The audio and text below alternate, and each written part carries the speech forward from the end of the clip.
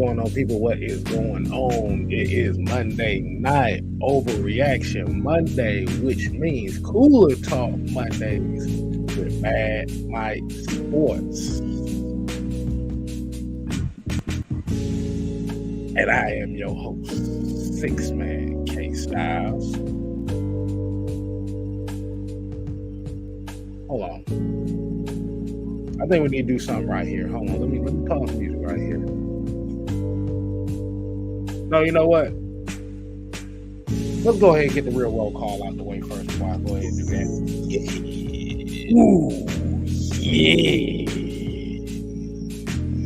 And today's roll call, we're going to kick it off with Robert Ponder, Darnell Partridge, Joseph Thornton. We got Juan in the building, the Falcon therapist. If you didn't know by now. Oh, you didn't know? Oh, you didn't know? Your man better call somebody. We got Slim Pickens, Pat Norris, Ghost Peppers. We got Big Ant in the building, Bubba Gum, Jamal Grant, Terry Lloyd, Dre True Statement, Andrew G, ATL Leo, Brian Peoples, Michael Walker, King Fuego, William Amy, King Quest, Jack Savage, Clay Milton, Keyshawn Vlad, Tell Sports and Gaming, Sonya's in the building.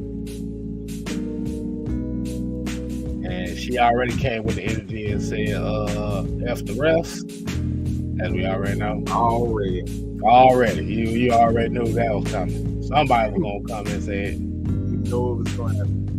But let's go ahead and get this thing started. 3, 2.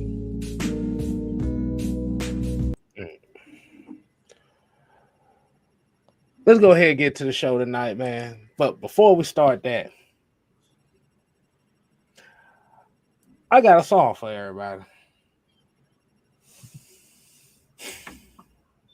While we done went through all the chaos of blown calls and controversies, amongst the chaos, there was something that happened. I didn't find out until I was actually at work this morning. For those that don't know, I worked the early AM shift. I didn't find out until I literally was at work. Let me go ahead and say it. Although we come to the end of the road, baby, still I can't let it go. It's a natural. I didn't want you. I'm gonna tell you right For now. those that don't know, man, that I found Debo. What did you say? What are you gonna say? Girl, that I found another one. You know it's kind of hard to say goodbye. You know I can't do nothing without you. No, baby. Of course, Kiara gonna talk about how mad I set my drawers on fire. Leave it to her to talk about her drawers. Like, GTD stand for got the drawers. Got the drawers. But as we already know, man, Deion Jones era has officially over here in Atlanta, as he is now moved on to the Cleveland Browns.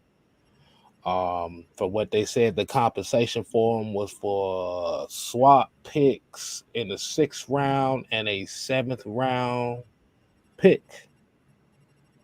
I know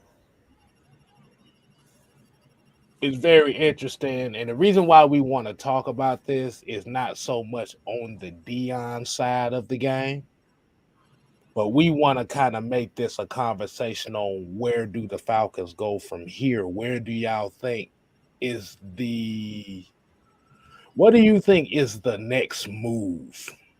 Because in order for you to make a move like this, it's something kind of creeping. What TLC said? So I creep, yeah, just creeping on the down. They got something going on right now, cuz. And I want to go ahead, Mike. I want you to go ahead and bless us with what do you think it is, man? Where do you think the Falcons are going? What direction, or what is this says? I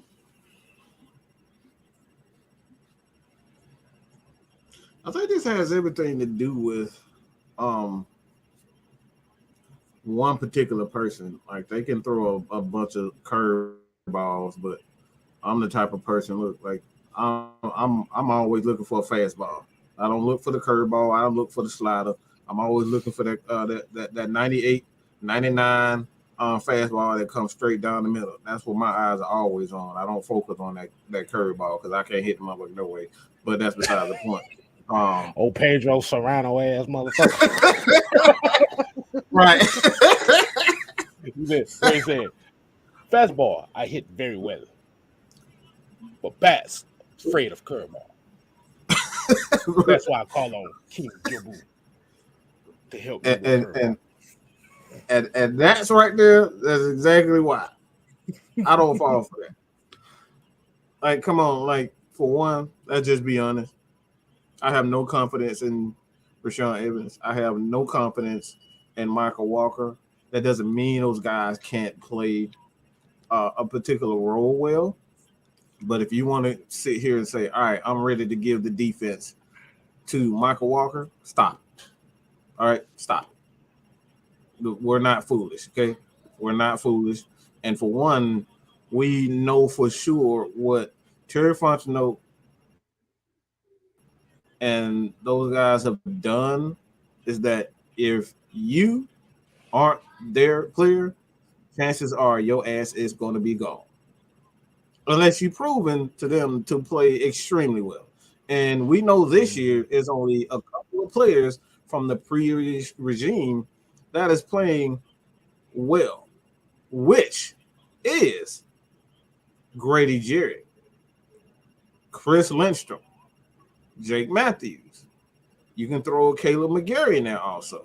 You can throw AJ Terrell in there. Yeah. But outside of that, like let's be real. Who else is playing well from the Dan Quinn, Thomas Demetriou era? Let's be real.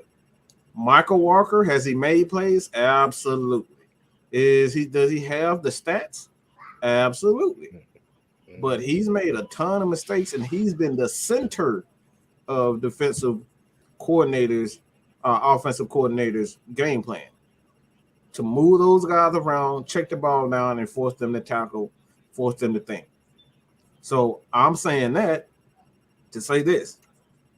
We started off that game really rough. But as you saw a certain guy come in, it changed the tune and it changed the dynamic of which the Tampa Bay Buccaneers attacked. No longer were they getting away with a lot of pick plays and checking the ball down when he came in. So when it all calmed down to it, this just signifies to me that this is not about Michael Walker. This is not about Rashaan Evans. I think he's a bald-faced lie when he say those guys are the future of this defense. I think he's just a bald-faced lie. He's lying through his damn teeth. Until I'm proved wrong that Michael Walker is actually a great player, and I'm willing to admit when I'm wrong. But I just don't believe it. I think the center of the attention right now is Troy Anderson, and what he's trying to do is instill that that confidence in them. We moved Debo out of the way. Now it's y'all job to win or lose. It's up to you now to win or lose this job. It's the right way to do things. Because for one reason, this team, can we win and get to the playoffs? Quite possibly. Can we win a Super Bowl? I don't think that's like I said, unless the Falcons just have an unreal season, the rest of the season is 99.9% of the time we're not going to be winning no damn Super Bowl. We're not even going to get to the Super Bowl. Let's just be real about that. Right. But this is all about the long term.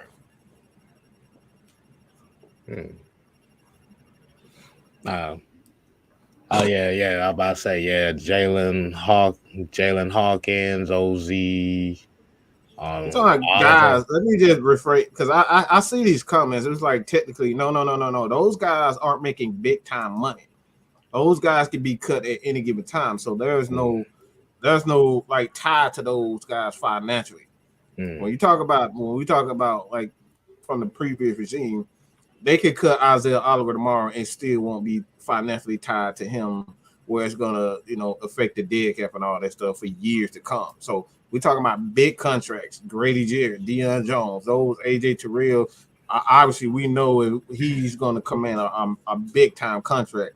But this is mostly we talking about guys with mega contracts, and those guys who got big contracts coming soon. That's why I named Chris Lindstrom, Caleb McGarry, AJ Terrell. Isaiah Oliver's not going to see no big time contract. Let's just be real about that. Nah, because I think from the last couple drafts, they kind of set themselves up for the just in case scenario anyway. Khalil Hunter said, how much cap space do we have in 2023, 2024 after the Deion trade? Yeah, they said about 58 million as of now. I don't know. We don't really have the direct numbers. answer. It could be depending on a few cuts. It could be anywhere from 90 to 80, about 80 million, somewhere in that range. Right. But you said a name in particular that was very interesting that made me think about why the Dion Jones trade was made, and it's not necessarily Troy Anderson that I'm thinking about. You probably be surprised on who I say. Who?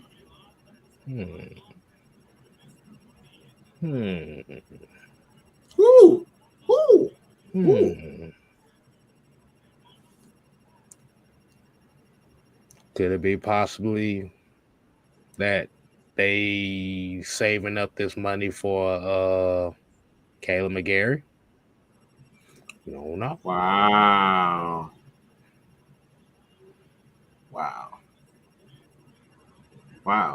Because even with Chris Lestrom, you still got the fit, just like Coach said on the Sunday show. Chris Lestrom, they still got the 5th-year option on him that you can pay. Who knows? Like I said, you ain't think about that, did you? No, I'll be the first to tell you I did not think of that.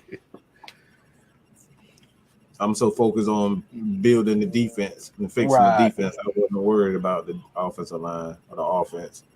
Right. But my thought on it is, like, with the defense wise, we have to look at the scenarios that this team has been within these first 5 weeks. Defenses have looked very shaky in the first half on the small, intricate detail side of the game.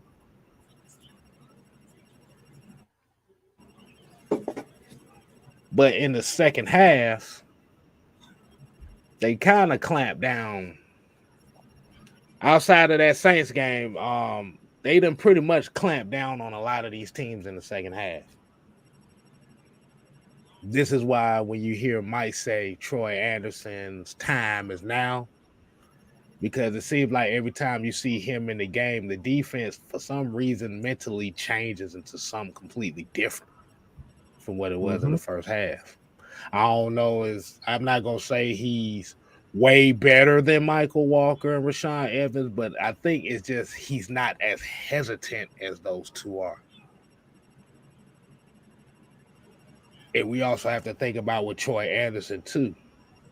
He's played the quarterback position, so his mindset is going to move in a different stratosphere than where these linebackers are. Because he's seen it from both sides of the ball.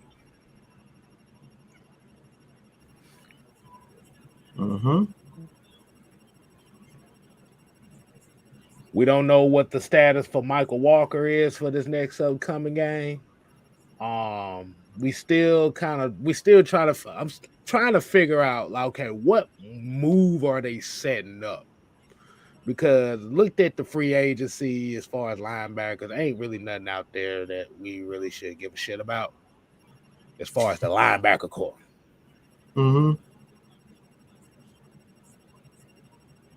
Can't really trade for no linebacker because most of the linebackers that most people want here are unrestricted free agents next year. So that means you're going to have to pay big bucks to keep them here.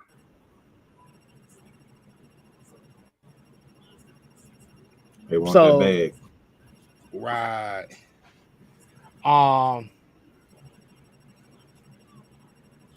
And I'm not giving this a kind of a thought. And like I said, me and Mike, we kind of talked a little bit earlier about this, but I'm going to tell it with y'all.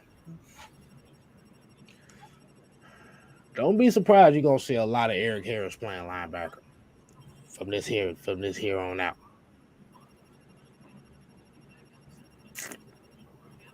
I'm just saying.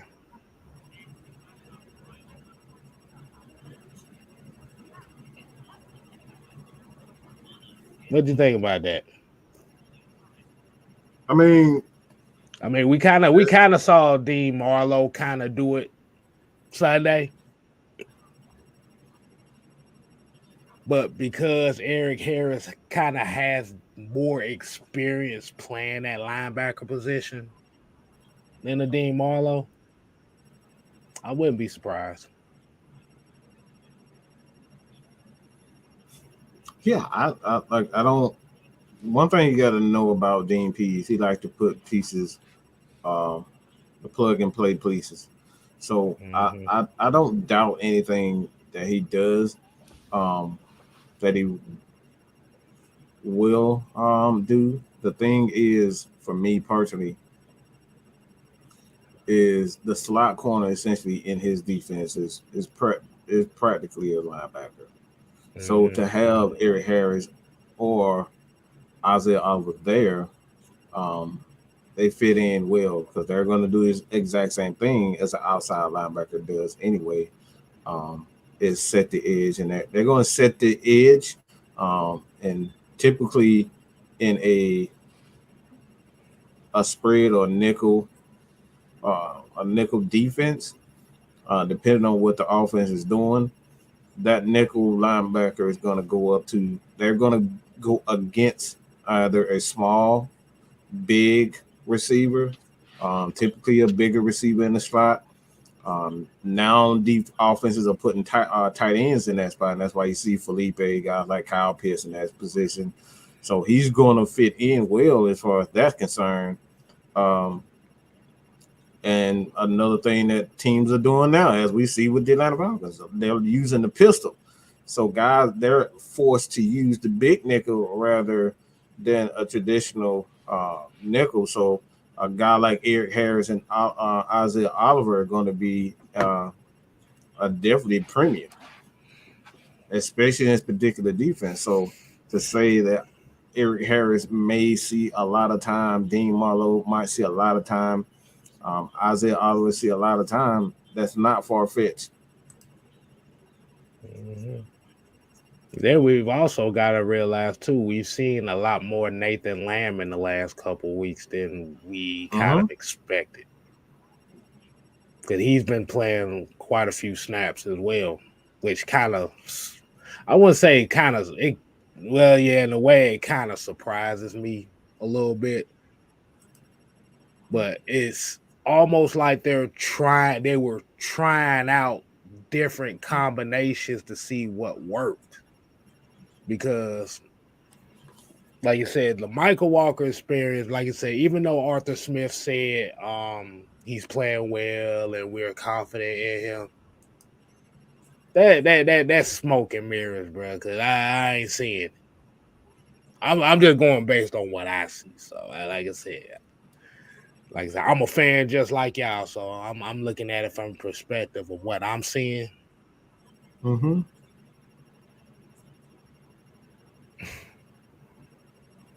Nah, they don't really have as much confidence in Michael Walker than at inside linebacker than they putting up to be.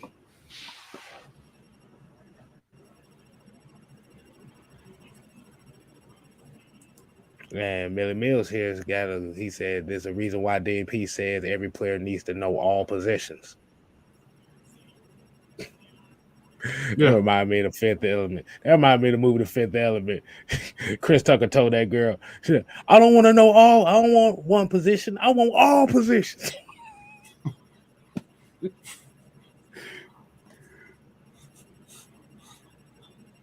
Etheridge is hurt. You will not see him anytime soon. Nah. And plus, he's a free agent. They cut him. Injury set him. So he's not coming back, people. Mm-hmm.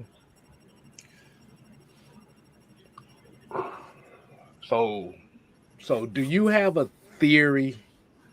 What is your theory on this? Like I said, I know you said about the Troy Anderson time, but is there another theory that you may have when it comes to this? Yeah, I kind of obviously the one that is far fetched is the Roquan Smith one. So don't count on that at all.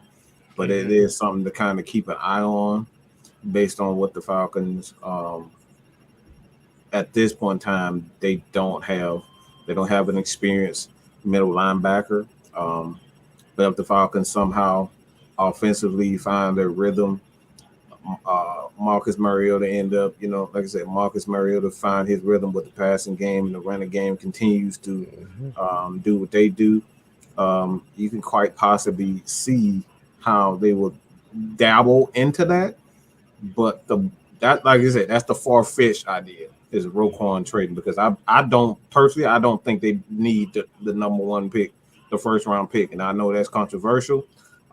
Me personally, I don't think they need it because of what the weaknesses of this defense is linebacker. And you can trade that first round pick, couple that with a third round pick, and a third round pick in 24 or 25, and package that for Roquan because at the end of the day, he wants to get paid. The Falcons can pay him that for the next couple of years. They do have that.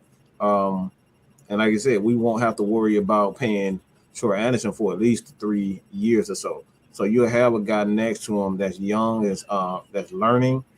No, Roquan is not Dion Jones, but that's a piece that you can kind of that is a duo that'd be kind of dangerous because you got size and speed right there with Roquan. But the more likely for me personally, but don't put too much stock into it because we know we've been saying it for quite some time now. When they hire them, they don't give a damn about what we think or what we say.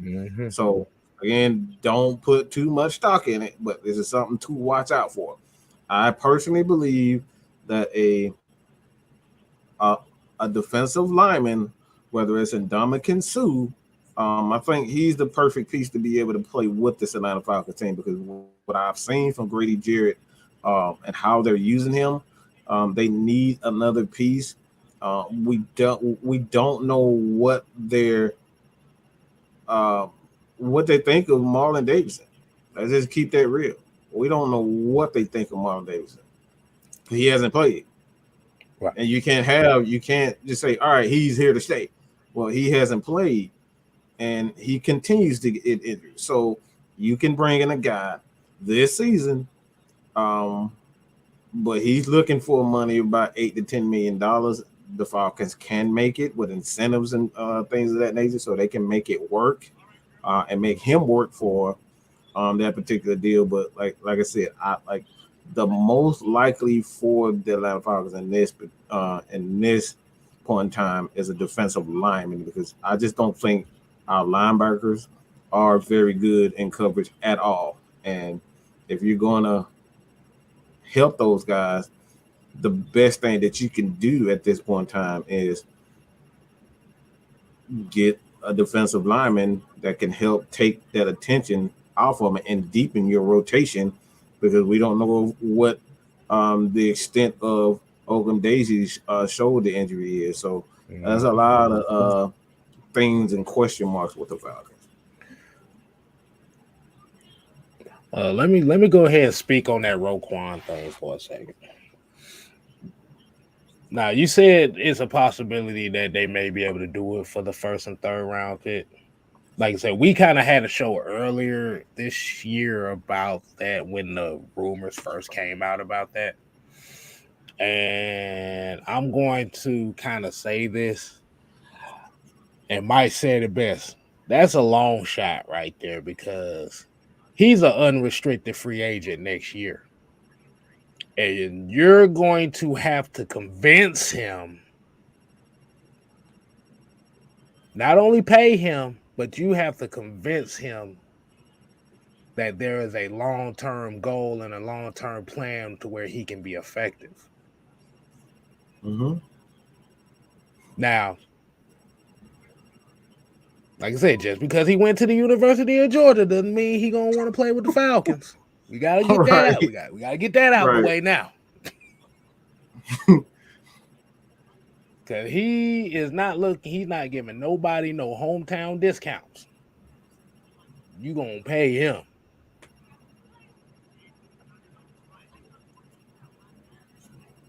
So I say slim to none. But this is Terry Fontenot we talking about, and we call him the biggest. We always have a phrase here about Terry Fontenot.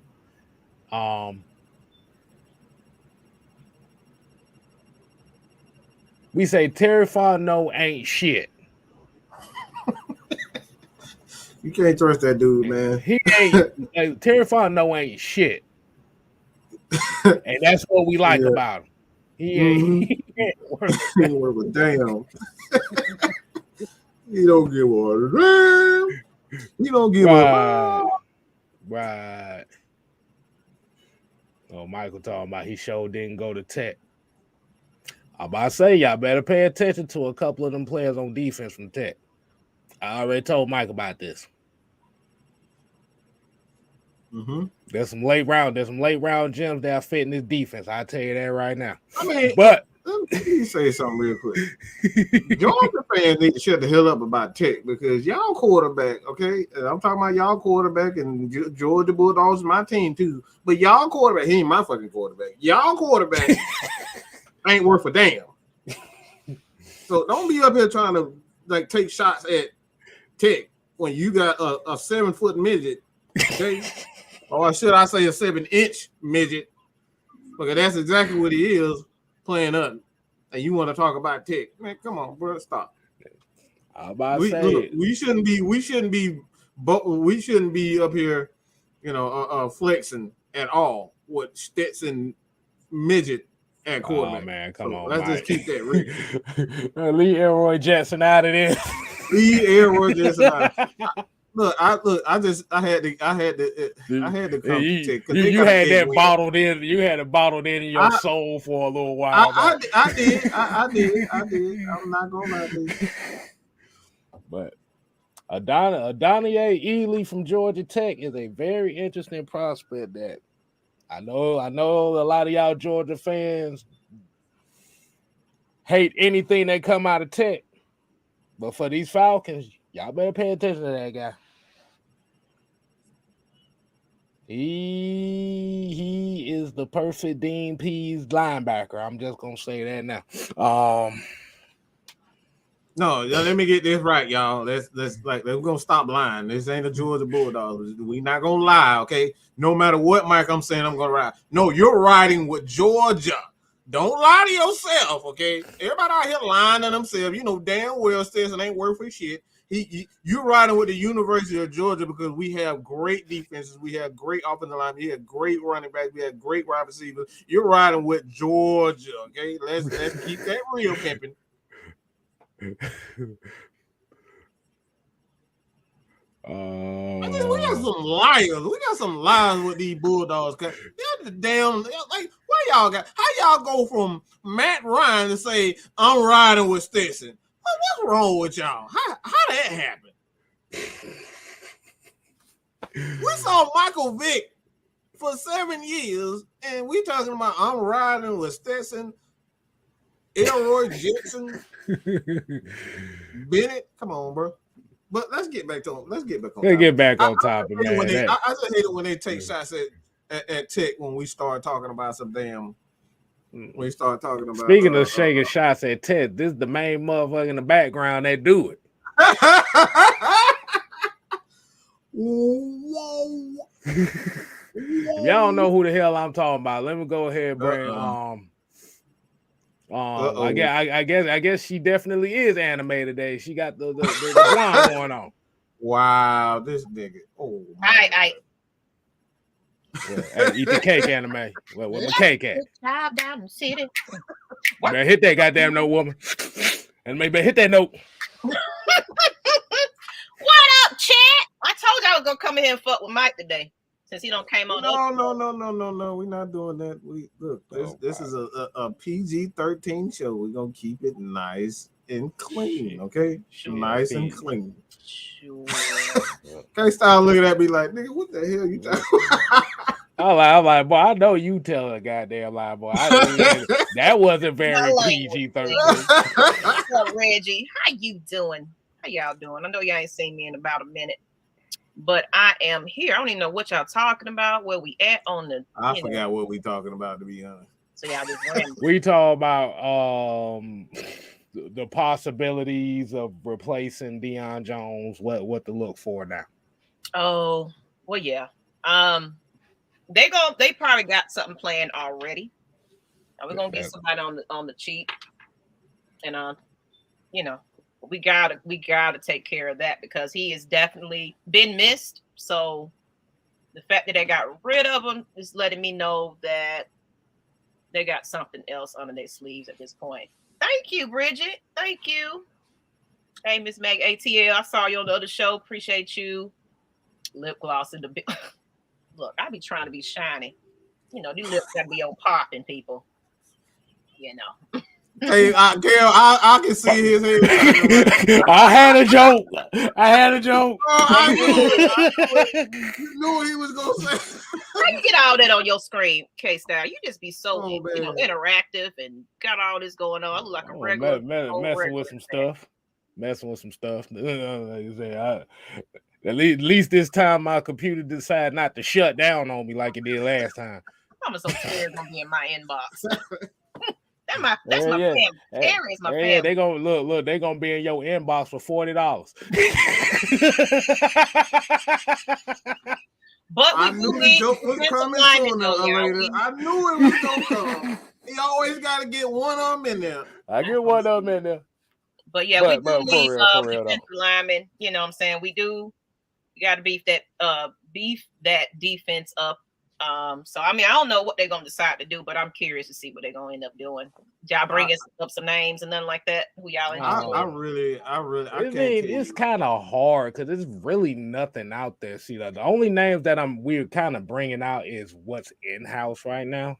Mm-hmm. Like you said, Eric Harris and Mike. You said one earlier that kind of intrigued me just a little bit. And you said something about D'Angelo Malone in that spot too. Mm-hmm. Yeah. I saw him earlier in that, like when they was trying to, they was trying out some things. I don't think Landman was active, so Malone was active during that game, and he came in, paid linebacker. I think he was in coverage quite a few times, and he made some pretty big tackles. But I would look out for that as well. D'Angelo Malone and as a middle linebacker. Okay. Hey, but like I said, the phrase over here, we always say Terry Fontenot ain't shit. Ain't worth a damn. You can't trust that. You can't trust that dude. He ain't worth the pot to piss in. Hell no. But that's the reason why we love him, though, because that goddamn he ain't nobody safe. Low down dirty Negro. Okay, y'all know what I want to say. That's what we've been wanting, right? Mm-hmm. Exactly. Everybody don't do that favoritism, and it's okay, boo. They don't overhead, ride the clock. Oh yeah, and they'll be having the vest on, be in the country club, like. Y'all know how Arthur Blank be standing on the sideline and he got that look on his face? That's what we need our GMs to be doing. Exactly. And he's sitting up in the press. He's sitting up in the press with Arthur Smith. He's sitting here looking like this. Bro, you know what? I saw that too. I was like, whoa, these dudes really. Terry looking like he looking like boy, motherfucking fans. PCLs is on the line too. I'm just glad that he came over here because everybody was like, "Oh, he coming from the Aints and all that kind of stuff." I'm like, look, that man want to do his job. He ain't finna come over here and screw us up. But that's his job on the line. So he said, he be up here like this. Oh, it's a little Arthur talking to him. He looking like this. What up? He'll let Arthur do the half talking because Arthur don't give us none either. But Arthur was sitting here talking to him like, he's sitting here like this. That motherfucker like he posing for a WWE 2K20. Nah, he was looking at he looking at folks like Jay Uso was looking at Sami Zayn the other day. That's what he looking like. So, man, I'm glad you're here. So, what we got? Coming from this Sunday, unfortunately, we lost. Were there any takes from this game that you could say, well, we can carry this on to the next game? Oh, absolutely. When that defense get that momentum, despite the call that was called, one thing we got to do is run it down their fucking throat till they tired. Wear them out. I know we started off slow, but it's how you finish the game at the end of the day. Like, the Falcons haven't been a fourth quarter team. We haven't. Oh, no. But lately, I'm very proud of the fight. Because any other team that we had, we would have quit early. 21 points, or we would have laid down. I don't know which way the ball go. You know what? You just brought up something. I don't even think you realize what you did. Hold on. Well, go ahead, Mike. Tell us. Let me see if I'm thinking the same thing. Because we have we've gotten down by a lot of points in quite a few games this year, and all of them been like 2 to 3 scores, and we've come back. And we stay within our offense, and like you said, run the damn ball down their throats, and we get right back into the game. So I think that's where we're going right now. Like, this is going to be a defensive team. It's going to be a running team. We're going to be tough. We're going to fight, and we're going to run the ball down people's throats. Yeah. Okay, so that kind of asks another question right there. That asks another question, and I want you to answer me this. And I gotta grill you because I'm the interrogator around here. Now I know Marcus Mariota hasn't really been putting up the big numbers a lot of us are used to. Like you said, with the 200-300 yard passing games, the turnovers.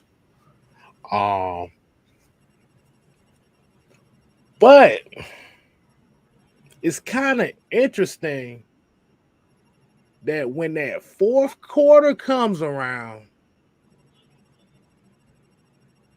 he makes a lot of big throws.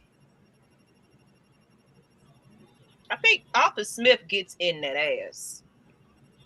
I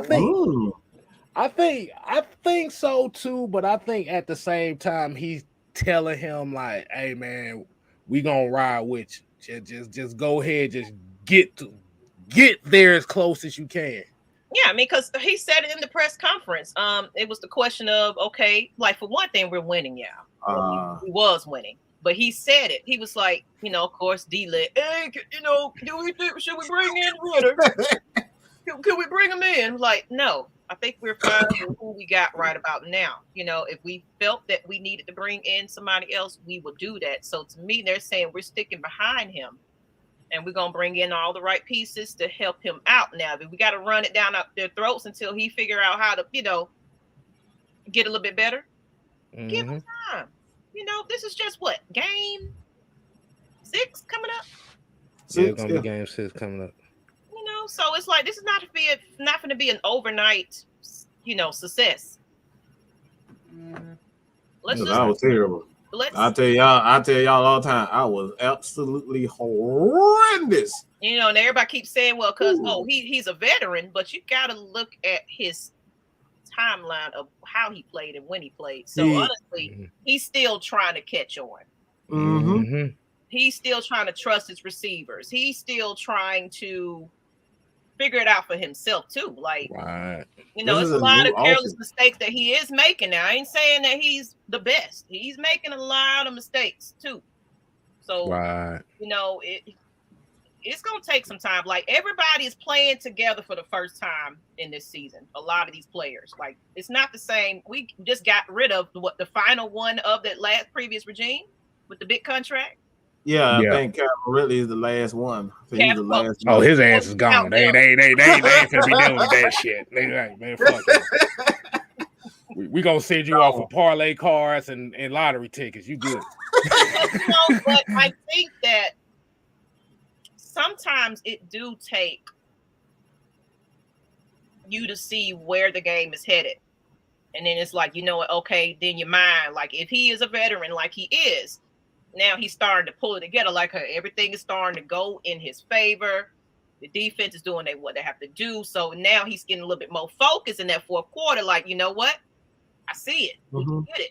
Let's do it. So he's starting to, pay attention to those mistakes, and he's paying attention to what he clearly needs to do and which receivers to go to and whichever. It's funny that it's an overall team effort for one thing. It ain't just on the quarterback. Mm-hmm. So when everybody is snapping in place and doing what they're supposed to do, it just like catching the dang on ball. Catching the goddamn ball. Hard, what I'm saying? But that's, you brought up something too. It's like when the fourth quarter comes, for whatever reason, everybody started, like, they just started to get it. Cordero Hodge, he started catching balls instead of dropping them. We saw Drake London.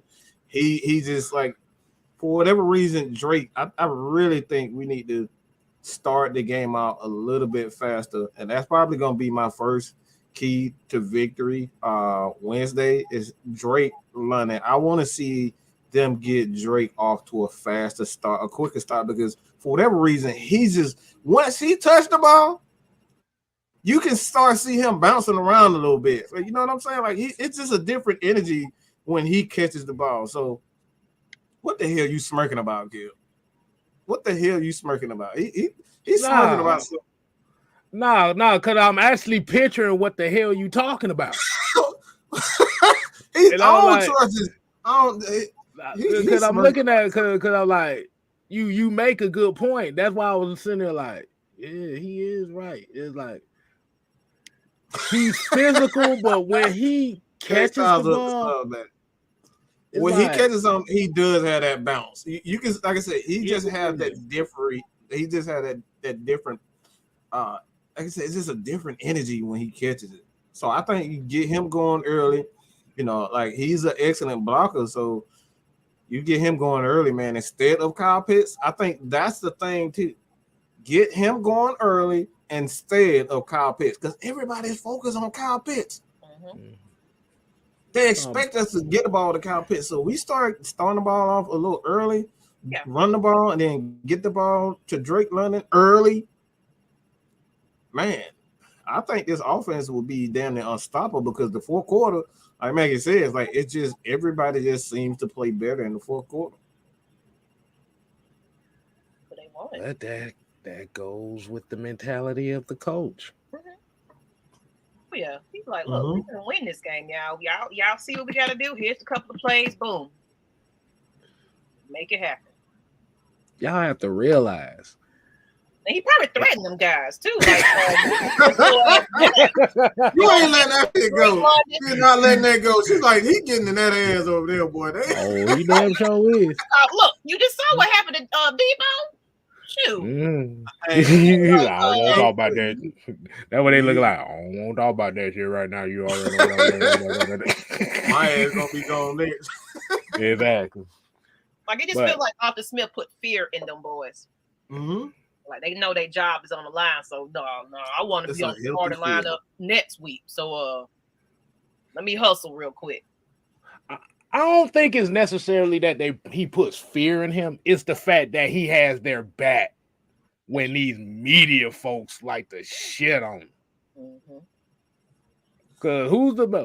Cause for a lot of those that may not have heard about after that quote, that roughing the passer call yesterday, there was two guys that was pissed off that refused to talk to the media. Boy. It was Grady Jarrett and Dean Pease. Yeah. Dean was hot too, though. He wasn't either. He gave them what he gave them, but he wasn't giving them nothing. Like I ain't got nothing to talk about. And shout out to LT. He kind of put this perspective to me that I didn't realize, and I wonder if anybody else realized. When that pass interference call, that roughing the passer call came in, you notice they didn't show Dean Pease at all on the screen, right?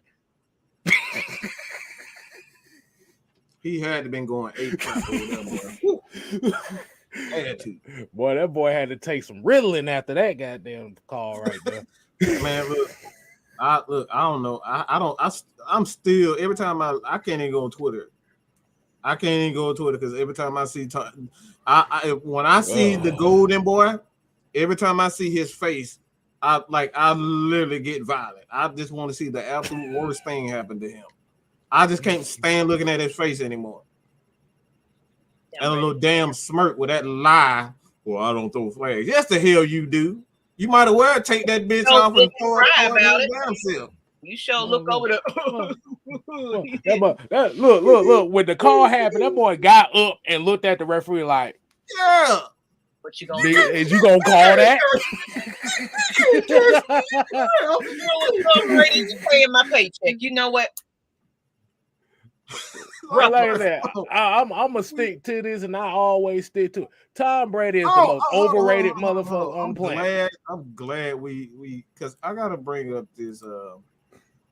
Hold on. You forgot to say the quote. You forgot this. Oh, I thought you had a quote ready for me. Gangsta!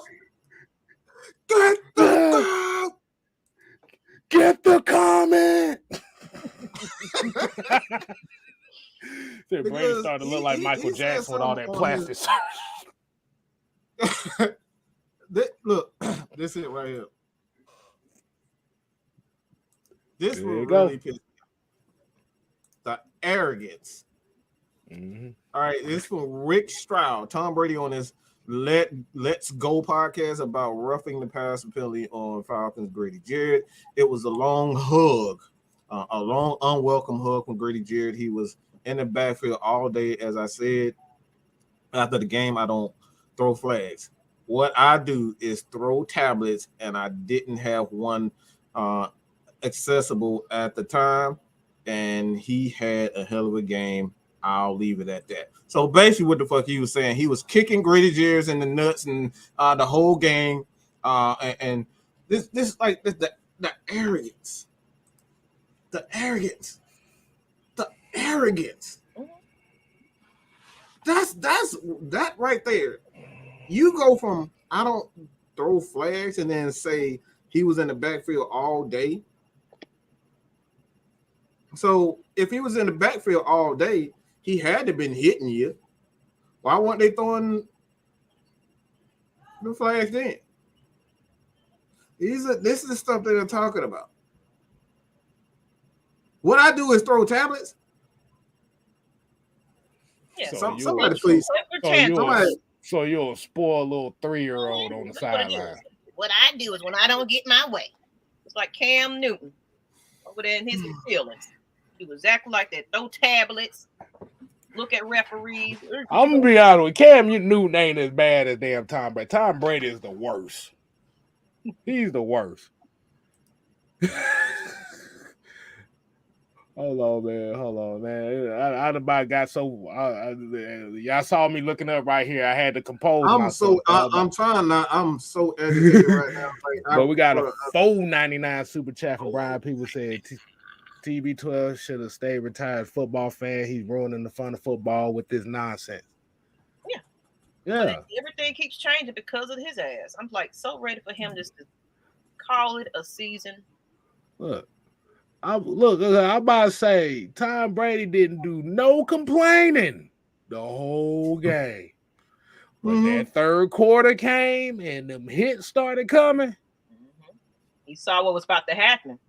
They was about to be 3 games straight. Look, Tom Brady was just giving them this look right here. Hey, y'all see what they doing to me. I can't be coming out here losing my wife and losing to the Falcons. That ain't gonna happen. Y'all see what he doing to me now? You told me I wasn't gonna get hit today. You better do something.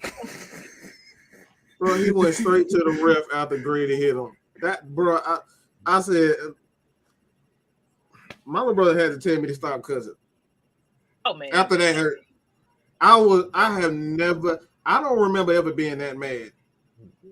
Because I was like, I know they not gonna do this. I know they not gonna do this. And dang if they did. They did exactly that. And the like I said, the reason why I can't stand to look at his stupid face now is because he's standing there with that smirk with the one-liners saying, I don't do this. I don't throw flags. Of course you don't. You bitch for 20 minutes until you get one. Hands, though. You don't throw flags. What are you talking about? You flop. Oh my God. Oh my God. But that was the softest damn sack He was look, if anything, he should have got pinned. Grady Jarrett should have got an ability for stoning him. That's what the hell, because that's what he was doing. He was hitting it from the back. They keep that real. That's what Grady was doing. The rhetoric, whatever that is, he was fighting the bear. That's what it looked like. Oh, if you see me looking for the grizzly bear, fight the bear. Protect your head. No, I'm gonna tell you what I do. I'm gonna tell you what I do as the Falcons. When that last game come around, go get Vontaze Burfict. Your one job is hit that motherfucker. Yeah, that's gonna give it away. He's gonna start running to the. He's gonna hit the ground before he even get there. We need to see Vontaze Burfict in a Falcon uniform just for that one game. Go and hit that mother. And then, like I said, the issue that comes with this now, and then, like I say, this is why they say it's an NFL issue as well, is because that play. Goddamn, Joseph, he talking about Grady was hitting him from the back. I'm just saying, that's what the hell it looks like. What? Man, y'all made me laugh. I'm about to say, boy, I went out of focus for a second. Hey, y'all know that position. You hold up like this and just bam, bam, bam. Yeah, girl. That's exactly what he was doing. Hey, look. Come here, Hey, look. I'm about to say, I'm gonna send Tom Brady a present. I'm gonna get him some knee pads, some golden knee pads with the NFL logo on them. Oh my God, no! You better not say that. You better not say that. And so he could go to Commissioner Roger Goodell, and those knee pads are gonna have a attribute upgrade of 15 plus 15 in spit. Cause motherfucker, that's I already know what you mean by that. I know exactly what you mean by that. Oh my God. But God. On the serious note, this is bad for one reason and one reason only. Those type of sacks, you have to call them for the rest of the year just to cover this up. That's what they're gonna do. Mm-hmm. There's gonna be so many unnecessary, calls just because they don't want to be wrong. Yeah, because that's literally what it is. Just think about it. You can't. And Shannon Sharp said this earlier. Cause I don't know what the hell Skip Bayless goofy ass was talking about. Where he running at full speed, just go ahead and bring him straight down. I'm like, nah, bro. You talking about breaking ankles and legs at that point? Mm-hmm. But he made a good point about it. He said, you can't hit them high. You can't hit them low. You can't hit above. You can't hit below the waist. And you can't drive through them. Now you can't sling them. How the hell are you supposed to tackle the quarterback now? You can't push him. You can't push him because that's roughing the passer. And what Skip said was basically just pull them down. Pull them down. That's horse collar. Then now you talking about your quarterback's gonna get hurt in the league doing that. And I love how Sharp. He was like, "How? Why? How? He was pissed off. How? What you talking about, Skip? See, Skip, stupid ass is looking at it from a perspective of he like one of those guys that, okay, I know people, so I know exactly what it is. But you're talking to a guy that's played in the game who was a Hall of Famer that's telling you. You're trying to tell a 300-pound defensive lineman who is stunting around an entire defensive line to get to a quarterback, grab him from behind, and then just fall down. Look, I don't. Now, if Tom Brady's foot get caught underneath his ass and that shit snap. That, like, my thing, K-Style, is, my thing is this. my thing is this. Yeah, I saw that one with Kevin Hart. Kevin Hart. Hey, make sure I'm down there. All right, that was good. That was good. Yeah. But like, damn, I lost what the hell I was talking about. Shit. Mm-hmm. Damn, K-Star, you done made me forget what I was talking about. But the thing is, like I said, you're going to have to make that call. So what's going to end up happening is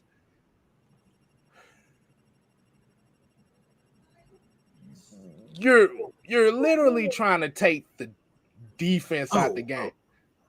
Yeah. And he also said this too. Shannon Sharp said this, and he threw this out there, and I'm gonna give him a shout out on this one.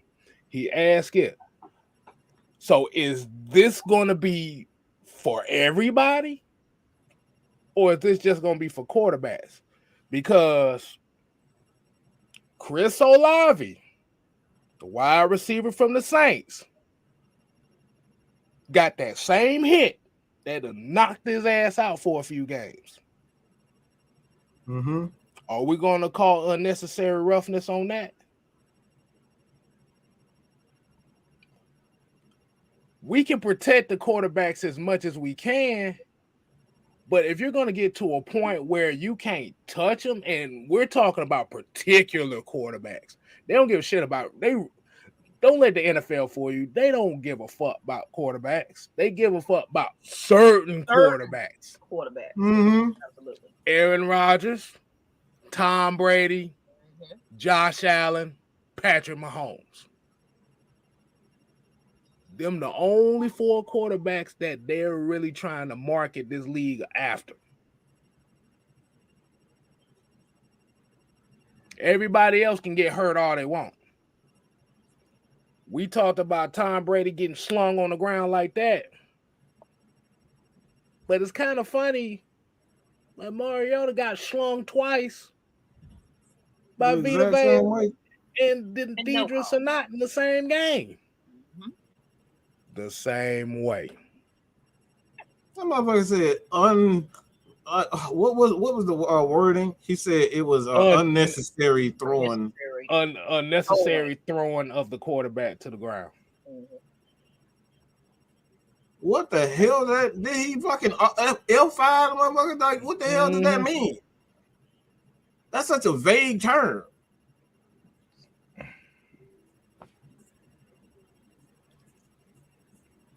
I mean, it's kind of disappointing that when you hearing announcers and commentators while you're watching the game, they're just speechless, like, what the hell is going on? Yeah. Nobody could understand what was the hell happening. Well, Moose was about to punch a hole through the goddamn camera. I'm telling you that right now. Yeah. He about to go back to his playing days and run through him on the chest. Mm-hmm. Good God. But like I said, at this point in time now, it was an overreaction. And they don't want to say it, but it's because of the Tua concussion. Which that is a fault of that's not only a fault of the league, but that's a fault of the Miami Dolphins medical staff.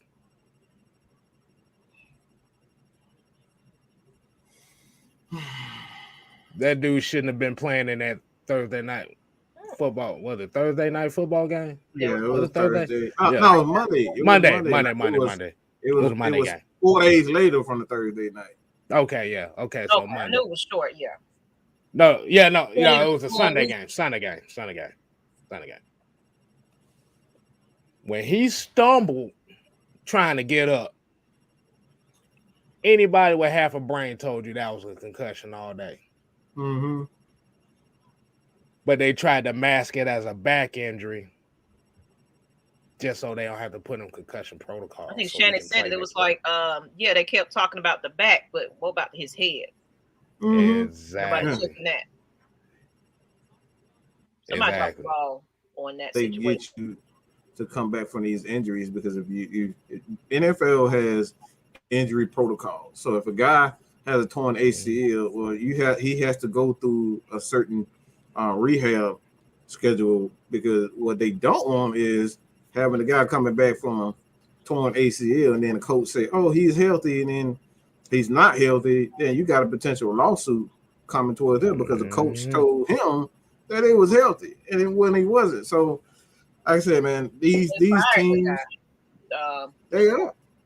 The doctor. Mm-hmm. Threw him right under the bus. That was a call. They didn't waste no time with that. They didn't waste no time. It happened. They threw that shit right under the bus. They like, mm-hmm. All right, you get okay. You're gonna get fired because we don't need this thing under my name. Look, hold on, we got a super chat here from ATL for life. Say the NFL has lit a fire under this team. No, D led them bitch ass up. Never mind. No, it ain't just this fall. It ain't just this. The Falcons have been walking around with a chip on their shoulder all year. All year. It's you, the fans, and y'all know who y'all are. That would have been our third game, man. Ooh. Mm-hmm. And it's kind of funny too. It's kind of funny that happened. And the number one thing, and this is where my conspiracy koofy comes on. It's kind of funny that of all those yards that Tom Brady threw, they only scored 21 points. The main storyline was Tom Brady never lost 3 games in a row. Mm-hmm. Look, they try to keep that narrative. Like I said, they got a story to tell. That's all that is. Soon that man retired, they're gonna have a whole with the perfect story. Mm-hmm. They're gonna have, like I said, when he retires, they're gonna have a whole movie. It's gonna be about 4 hours long on Tom Brady. That's what I tell you. It's gonna be he came over out he, white divorced them. This man still came on top. He came on top. He had the red pill. He came on top to spite. I'm like, man, you don't get that shit, man. I'll tell you. But like I said, Tom Brady is one of the most overrated players in NFL history. Yeah, I said it. You can tell everybody named Mama K Style said that. Tom Brady ain't shit. He ain't. I put asterisks around his GOAT. Folk be like, oh, he the GOAT of cheating. That's all he ever does. He's still cheating today. They literally in something today. They protecting them. Oh, hold on. I gotta answer. I want to answer this right quick. We got $2 super chat said, what do y'all think of that AJ Holden call? That was Mike Evans being Mike Evans.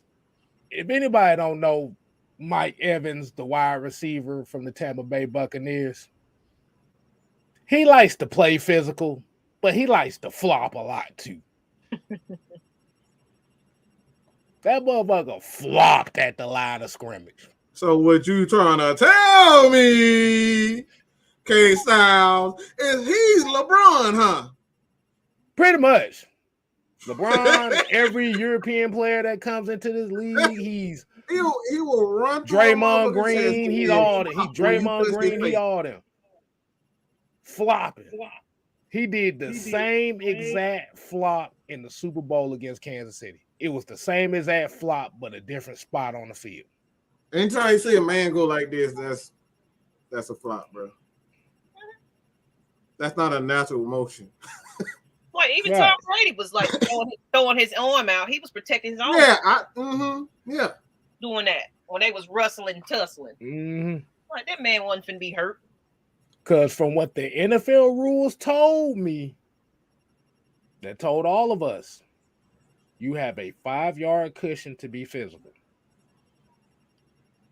This dude ran a 3-yard. He ran a 3-yard dig. You telling me that's a holding call on a 3rd and 4? You don't call that. You don't call that holding call. That pass interference call doesn't happen because Tom Brady doesn't throw that ball.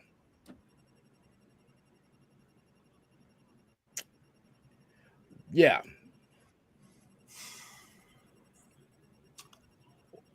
I'm trying to figure out why they try. What is it about Tom Brady? Let's ask this question. You want to get into that? What is it about Tom Brady? He's tall. Let's get into it. Let's get into it. I'm gonna get it to you. He's tall. He's white, and he's handsome. That's it. Because he ain't got no athleticism. He can't throw 100 yards. So what else could it be? You know, he's the poster child. I'm trying to figure out like look good in commercials. What is it about him? He got one of the baddest models in the whole universe. That's just keep it real. Everybody like to beat around the bush and say what it's not and say what it is. Everybody know what it is. I hate what. Somebody said it. Super chat.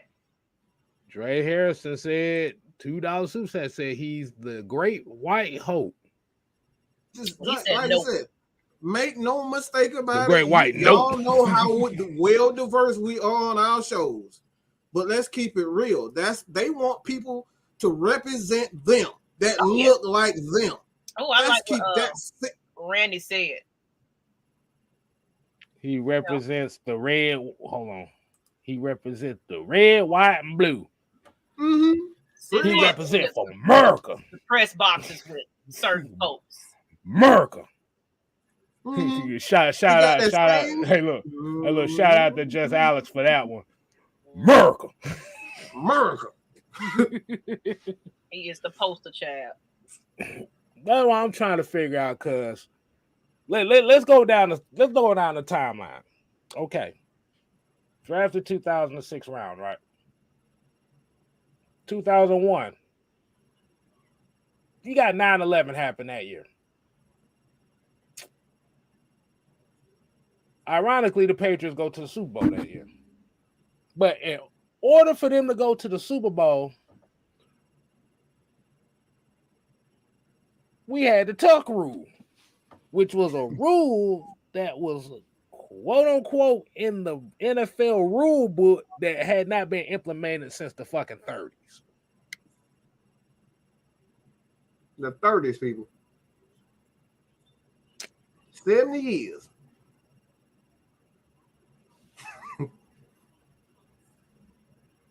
Let's go to the next few championships they had. Come to find out, they were spying on people.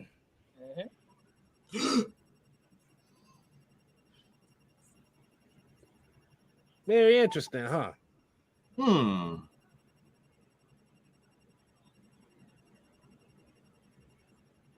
Coming to find out, Robert Kraft was paying folks off to make sure they won a Super Bowl against the Eagles.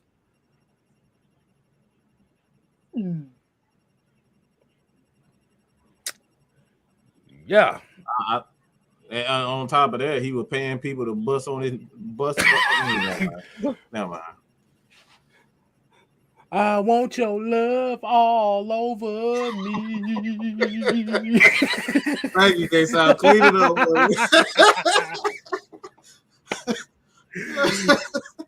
Make me feel good. Make me feel good. Make you feel good, all right? I'm gonna get you in trouble, man. I can't hear. I can't trouble, That was the NFL executives with Tom Brady. I'm gonna make it feel good.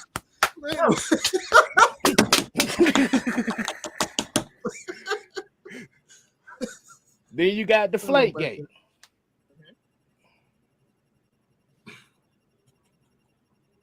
Then do we stop that case down? No, we still got another one. Then we got another one. Oh, then you got the PEDs.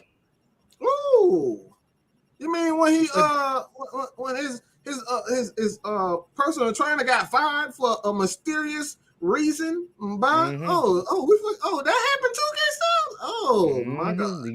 You got the P. Tom Brady got the year they beat us in the Super Bowl. The first 4 weeks he was suspended on PEDs. That's real interesting. And ATM said another one, cell phone gate. Mysterious text messages. That he destroyed the phone. Yeah, let me get that. Kind of like Trump. You see all your phone records. No. He was like Debo. What phone records? No, hold on. Let me do it right. What phone records?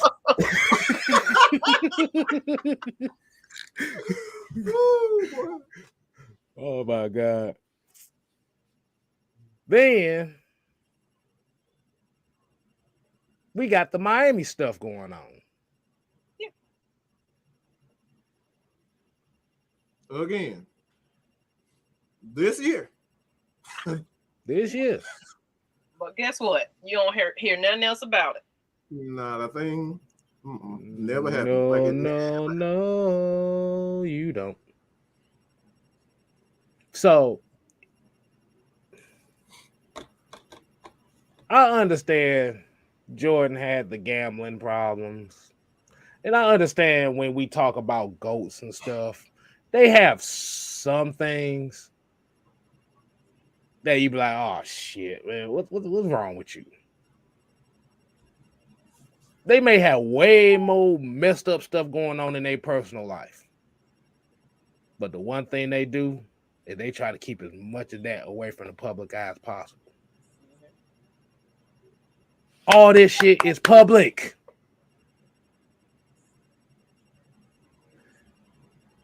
And Antonio Rayshaw just said, and that was the one that pissed me off the most. Hold on, let me put this up. That was the one that pissed me off the most. So they just did roughing the pass on the Chiefs just now. And was it one? Well, was it the same thing? No, he said they just did it just now. Oh, yeah. Yeah, they gonna do it to everybody. Every game now? Yeah, they're trying to clean it up, like you said. They ain't got a choice. Because so it must have been another controversy because they saying y'all should see this roughing the passer. Yeah, I'm watching the replays. because they sucking off Tom Brady so much that it got caught. Oh, it got caught. Oh, they finna lose a lot of fans. Like if y'all finna do it like that. I'm like, bro, fuck the NFL. I'm gonna watch some college. Is it him officiating on this game? No, it ain't gonna be just him. No, all referees are gonna have to call that call now. Then they're gonna be scared to look at some of and it's gonna be so bad that defensive linemen are gonna be scared to pass rush quarterbacks.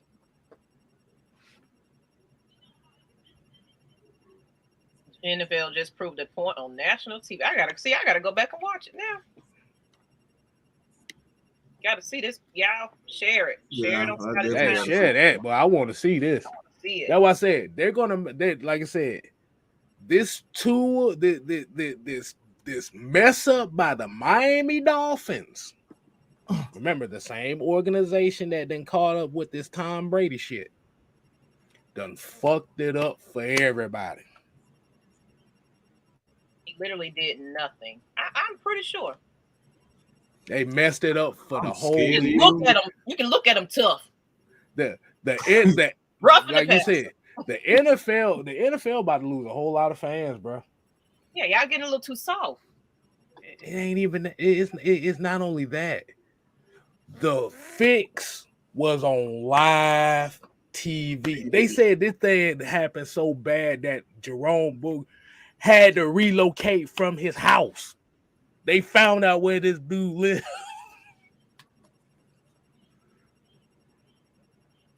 Yeah, that's bad.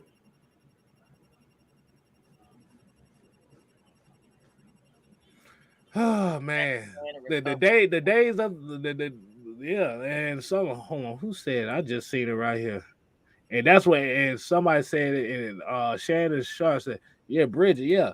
Say these quarterbacks about to start putting up some damn Madden on rookie numbers now. Mm-hmm. That thing, what's name said, he was like, "Look, they're gonna be playing past their prime at this rate. You can't touch them."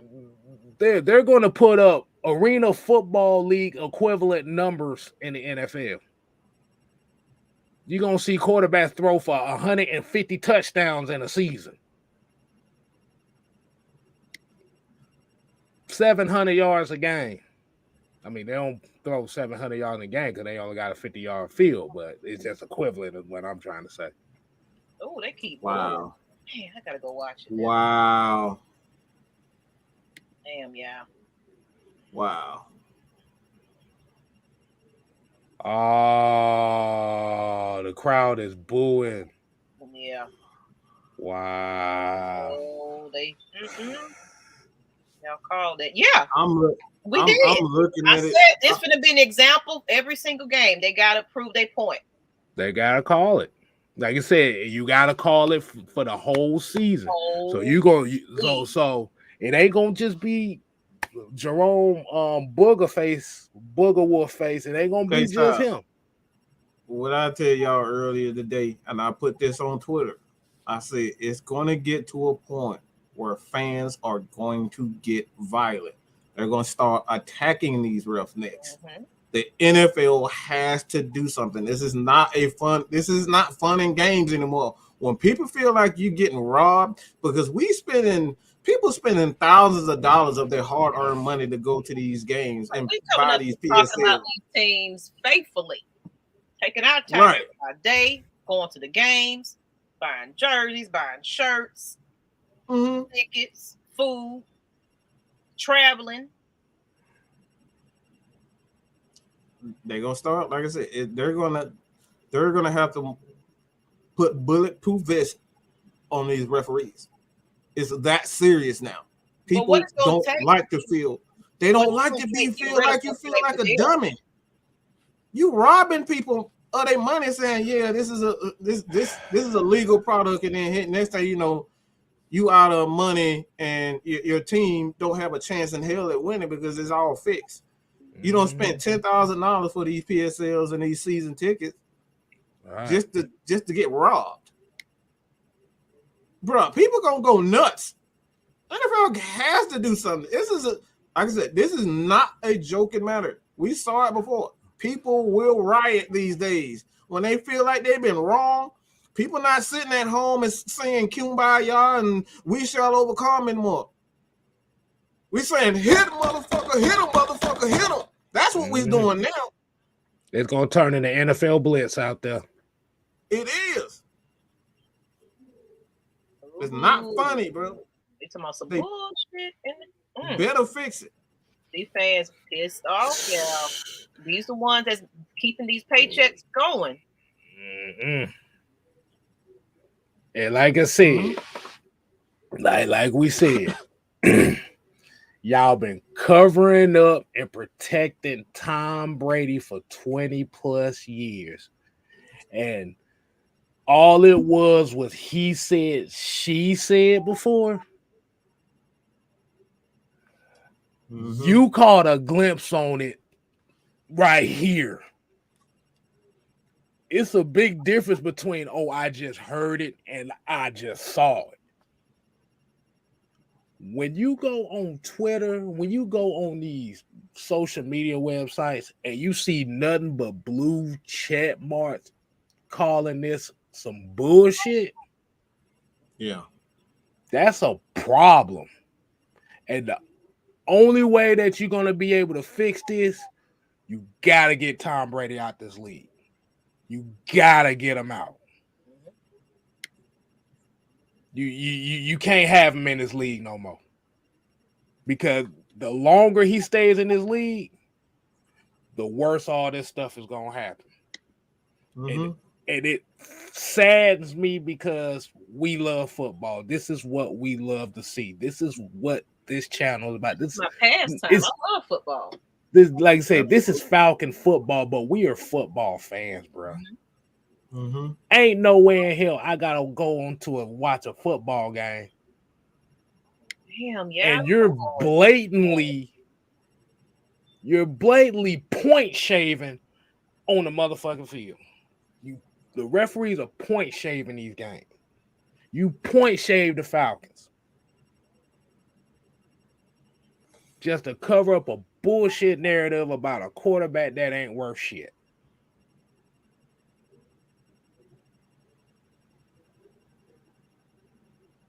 We need to continue that. Fans, if y'all watching this show, you gotta hold these referees accountable. Like, we just need to let the league know. Get in there and boo. Tweet the living hell out of them. All that, them draft and all that. No, y'all need to be booing. Like y'all do during the draft days. It's time. It's not, like I said, it's just not right, and it's not fair. That's not fair to the other 15 to 2,000 players in this league right now. To be wondering that, damn, the agenda was literally right there in my face. Like I said, when you hear about it, you got your opinions on it. When you see it,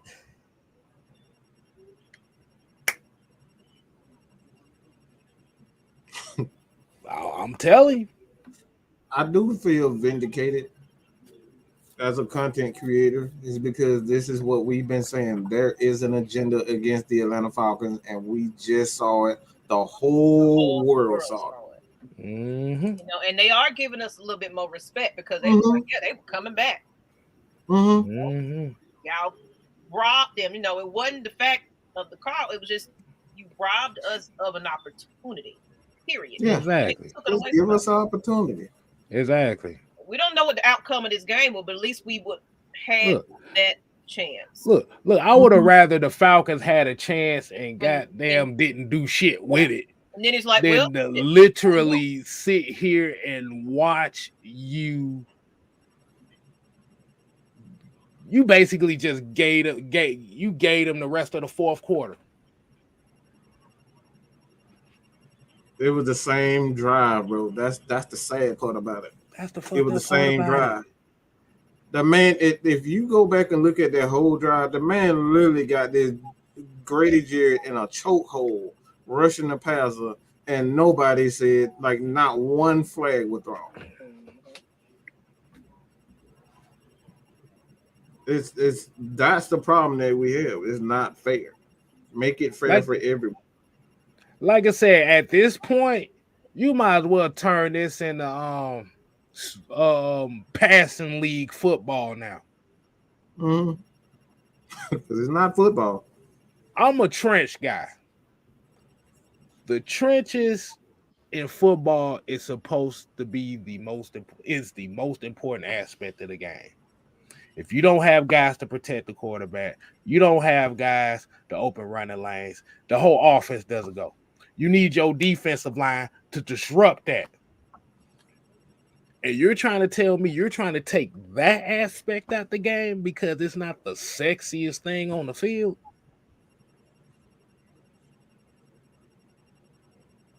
I'm about to say, in this case, boy, I'd rather watch the fan control football league.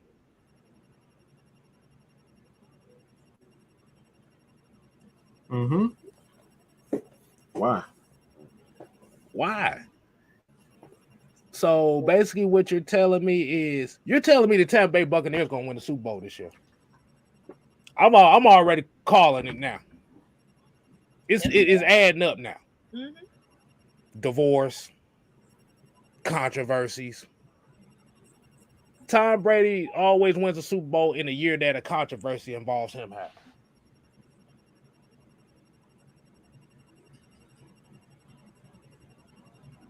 So if y'all showing me that Tampa Bay is gonna win the Super Bowl just on these calls like this, why the fuck am I watching football then?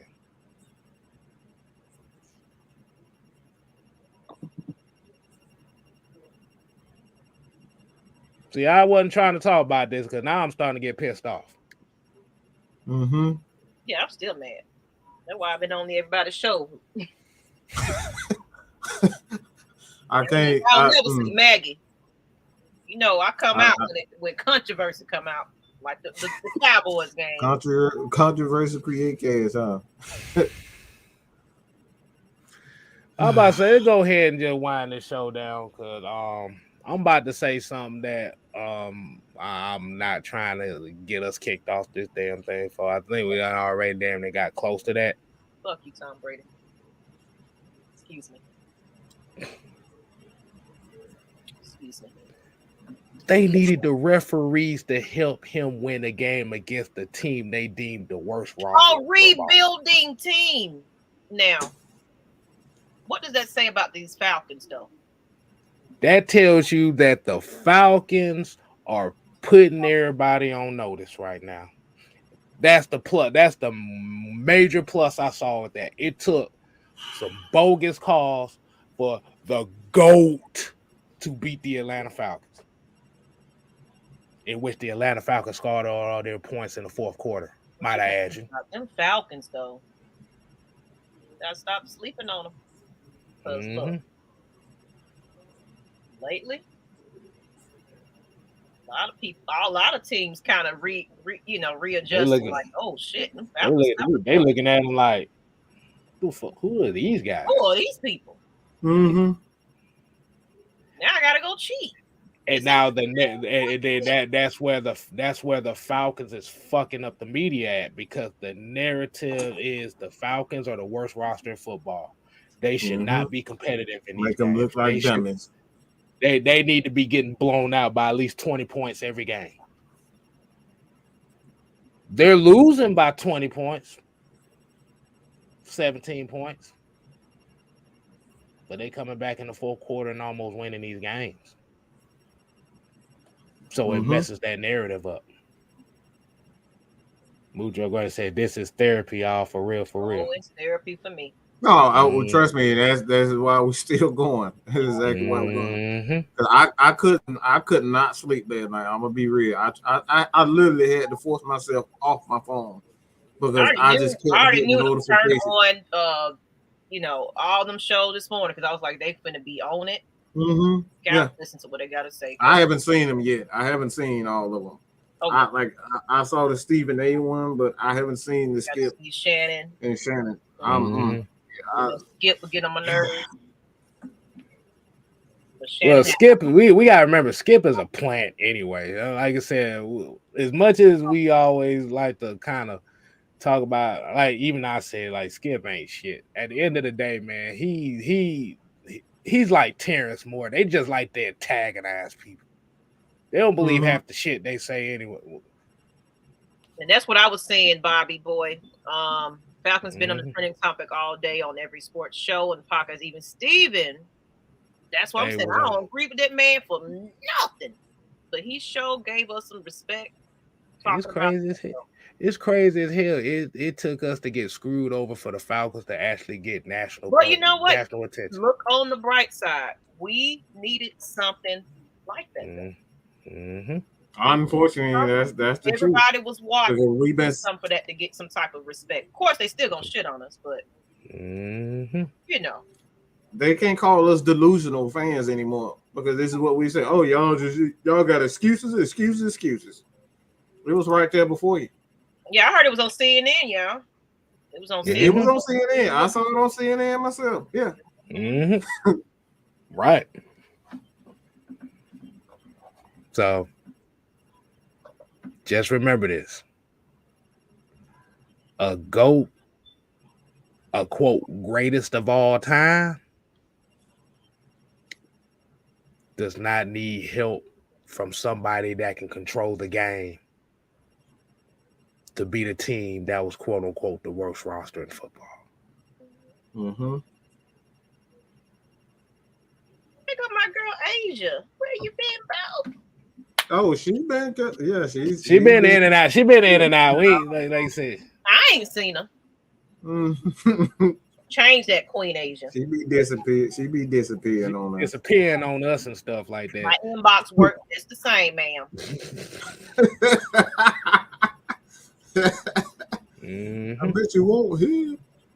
Right. I have to show up from now on. Then I see everybody hiding on this channel. So let's go ahead and wind this thing down for the night. Hold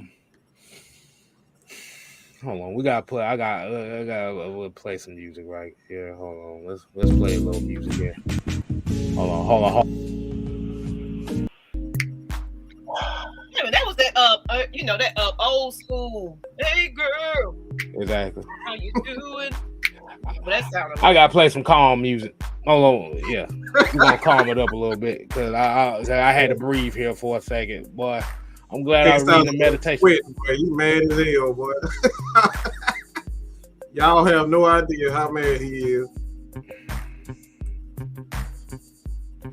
So I haven't been this angry in a long time. I'll just say it's gonna take me a little minute to get over it, and I ain't gonna get over it. See, the problem was I was upset, but I wasn't upset because I was like, okay, whatever, it's time to move the fuck on. But then when we started thinking about all the bullshit that they came year after year after year after year after year with this guy, it just started making me mad. I'm saying that's how I feel. It's like this is another embarrassing moment for the Falcons. Tom Brady wants it. As always, because of this guy. Like I said, the NFL is not going to be great until Tom Brady leaves. Let's just keep it real. And y'all saw it on live television.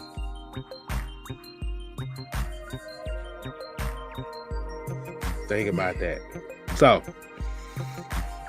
we appreciate everybody tuning in tonight. Like I said, this is therapy for us, and hopefully it's therapy for y'all. We closing it out on the what that shit called? Oh fuck! I can't think about it right now, but like I said, y'all make sure y'all go ahead and continue to support and subscribe to Mad Mike Sports, 6-Man Case Styles, Atlanta Falcon Nation, Georgia Sports Nation. Yeah, you see she got the shirts. I about to say the blonde hair doesn't come with the shirt, but hey, guess what? Since you said that, I didn't know. Magnus, he sell hair. This is actually that hair. Well, okay. Well, damn. Hey man, you gotta. Hey, shit. I ain't knocking the hustle. Shit. As long as you got estrogen walking around here, that's the number one thing that's gonna sell is hair. Oh yeah, it's good. Hair and flip flops. So, so until next time, people, y'all make sure. Hair flip flop.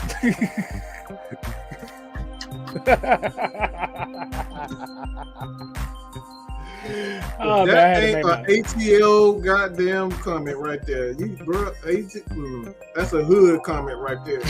Not just an ATL comment. That's a hood comment. I love it. Hey, look. I had to make myself laugh because I was starting to get agitated for a second. I had to make myself laugh. We know. So, y'all make sure y'all tune in tomorrow for the 6-man combo, as we will be speaking more so on the quarterback position. So until next time, people, we ain't here to play. Oh no, we here to stay. Ooh yeah, dig it. You ain't gotta go home, but you gotta go ahead, man. Mike, please sing that last part for me, please. But you gotta get the hell out of here. Get out. There you go, anime. Hold on. Come, Brady, get there. Get out. Hold on. Wait a minute. Let me do it one more time. I